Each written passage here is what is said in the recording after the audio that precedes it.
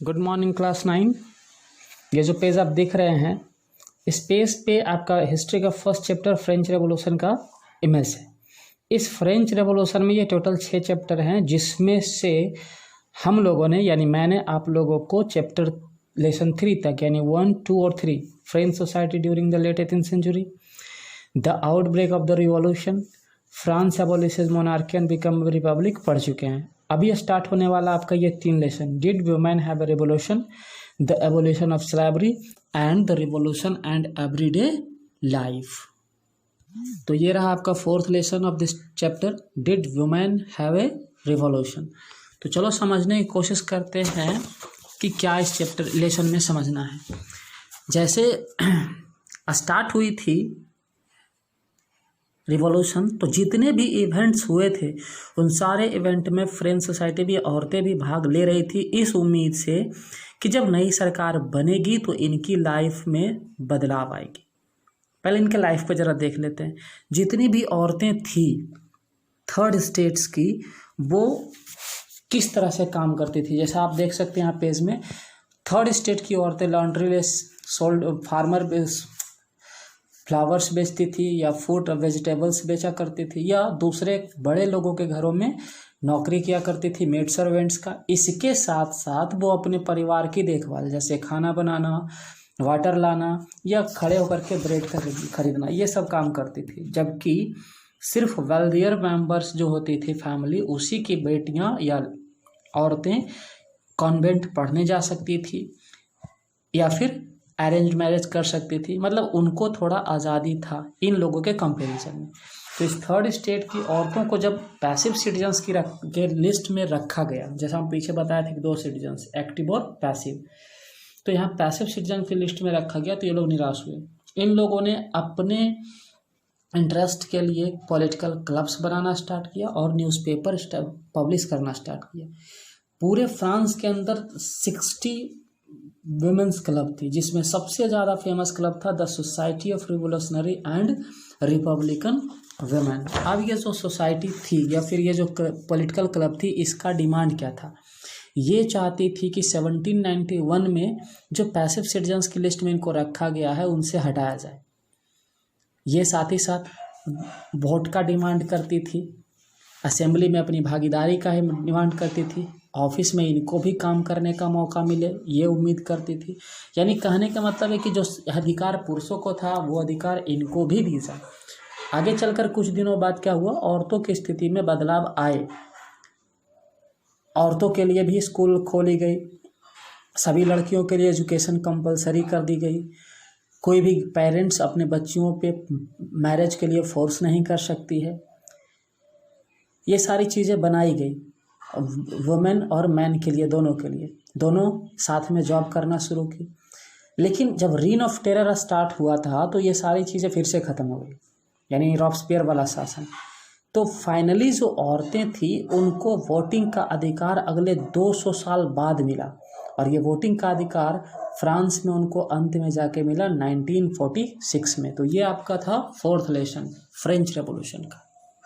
तो अब आप जो देख रहे हैं ये आपका लेसन 5 है फ्रेंच रेवोल्यूशन का, द एबोलिशन ऑफ स्लेवरी। चले देखें, स्लेवरी मतलब होता है गुलामी प्रथा। ये गुलामी प्रथा की शुरुआत कैसे हुई थी, स्लेवरी सिस्टम का?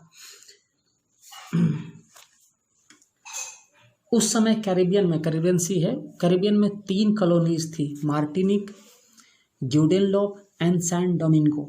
ये 3 कॉलोनीज थी जो यूरोप को डेली कमोडिटी जैसे T, sugar, Indigo, coffee, tobacco जैसी चीज़ें सप्लाई करती थी। अब इन सब चीज़ों में यूरोपियंस प्लांटेशन का काम करते थे। इन्हीं चीज़ों को मैनेज करने के लिए एक ट्रेड स्टार्ट हुआ जिसे ट्रायंगुलर स्लेव ट्रेड कहा गया। ये ट्रेड 3 कॉन्टिनेंट के बीच में हुआ, यूरोप, अफ्रीका और अमेरिका। कैसे होता था जरा उसे ध्यान से सुने। होता क्या था कि 17th सेंचुरीज में जो फ्रेंच मार्चेंट होते थे वो अपने फ्रांस से, फ्रांस नहीं, अफ्रीकन कोस्ट में एक पोर्ट था बोर्डेक्स और नांटेस, वहाँ से गुलामों को उठाते थे, ठीक है। वहाँ से उठा करके उनको शिप में भरा जाता था और उसको फिर क्या किया जाता था, 3 महीने की सफ़र के बाद उन्हें लेकर आई जाती थी अमेरिका, जहाँ पे प्लांटेशन के लिए उनको काम करवाना होता था, यानी शुगर, कॉफ़ी, इंडिगो जिसकी डिमांड थी उसकी खेती में उनको एज ए लेबर के रूप में लगाते थे। तो इस तरह से व्यापार के लिए जो ये मजदूर पकड़ के लाते थे अफ्रीका से, तो इसी चीज़ को इन लोगों ने, कुछ लोगों ने बिजनेस बना लिया और यूरोप, अफ्रीका और अमेरिका के बीच में ये लोगों की खरीद बिक्री स्टार्ट हुई, जो स्लैवरी सिस्टम के नाम से या स्लैवरी प्रथा को शुरुआत माना गया। जब फ्रेंच रेवोल्यूशन हुआ, नेशनल असेंबली बनी, तो कुछ छूट दी गई थी स्लैवरी के सिस्टम में, लेकिन जब नेपोलियन फिर से बनता है एम्परर, तो वो ये सारी चीज़ें ख़त्म कर देती है। और मेन रूप से फ्रांस के अंदर स्लैवरी सिस्टम 1848 में जाके ख़त्म होती है और मेन रूप से अफ्रीका से उठा कर लाया जाता था निग्रोज को। ये निग्रोज जो होते थे, अफ्रीका का जो इनहेबिटेंट होता था, आदिवासी लोग, उनको उठा के लाता था और इन्हीं को गुलाम बनाया जाता था। तो ये था आपका 5th लेसन फ्रेंच रेवोल्यूशन का, the evolution of slavery. And this is the last lesson of your chapter, the revolution and everyday life. Everyday life में क्या देखते हैं, इसमें क्या होता, जब पॉलिटिक्स बदला 1789 में, फ्रांस में बहुत सारे बदलाव आए हर लोगों के लाइफ में, चाहे मेन हो, वेमेन हो या फिर चिल्ड्रेन हो, इनके लाइफ को बदल के रख दिया। जब 1789 में बस्टाइल को उड़ाई गई, तो उसके साथ साथ पूरे फ्रांस से सेंसरशिप को भी हटाया गया। सेंसरशिप मतलब क्या होता है, मीडिया को कंट्रोल में रखना। जब ये चीज़ें हटाई गई तो पूरे मार्केट में, यानी पूरे फ्रेंच सोसाइटीज़ में newspaper, pamphlets, books and printed pictures का जैसे बाढ़ आ गया। एंड लोग अब इस चीज़ को क्या करने लगे, पढ़ना शुरू किए। लोगों का जो राइट्स था, या मैन या सिटीजन्स का जो राइट था, उसे भी पढ़ना शुरू किए। अब लोग क्या हुए, जब ये चीज़ें पढ़ते थे तो हर जगह पे इसी चीज़ का डिस्कशन भी करते थे। अब जब प्रेस को फ्रीडम मिल गया तो वो हर चीज़ों को क्या करने शुरू की, हर इवेंट्स को अपने तरीके से एक्सप्रेस करना स्टार्ट कर दी। लोग प्लेज, सॉन्ग्स या फेस्टिव प्रोसेसन के माध्यम से भी लोगों को अट्रैक्ट करते थे। तो ये सारी चीज़ें उनके रहन सहन में भी बदलाव लाना शुरू किया। तो यहाँ हम क्या देख रहे हैं कि रिवॉल्यूशन का उनके डेली लाइफ पे भी इफ़ेक्ट पड़ा। एंड इस चैप्टर का लास्ट एक पॉइंट है कंक्लूज़न, जिसके बारे में आपको 10th में ज़्यादा विस्तार से पढ़ना है। यहाँ फ्रांस के अंदर जब डायरेक्टरी रूल सक्सेसफुल नहीं रहा, तो 1804 में 1804 में नेपोलियन बोनापार्ट एम्परर बन के फिर से सामने आया। और जब ये बना एम्परर, तो इसने कुछ चीज़ें की, कुछ बदलाव लेके आया। जैसे क्या किया इसने, सबसे पहले इसने क्या किया, जो नेबर स्टेट था उसको जीतना स्टार्ट किया, जो प्राइवेट प्रॉपर्टीज़ थी उसको प्रोटेक्ट करना स्टार्ट किया, और पूरे फ्रांस के अंदर एक जैसा वेट और मेजर के सिस्टम को लेकर के भी आया। यानी कह सकते हो कि ये पूरे 1815 तक एक युद्ध स्टार्ट कर दिया था अपने नेबर कंट्रीज़ में। फाइनली इसे 1815 में बैटल ऑफ वाटरलू में इसकी हार होती है और यहाँ से नेपोलियन का अंत होता है और एक नए समाज की शुरुआत होती है, जिसके बारे में आपको विस्तार से क्लास 10th में ही पढ़ना है। तो ये आज का जो अब लेसन था, ये आज समाप्त होता है। अब इस लेसन के समाप्त होने के बाद आपको ध्यान देना है कि जो भी क्वेश्चन है अभी आप वही बनाइए।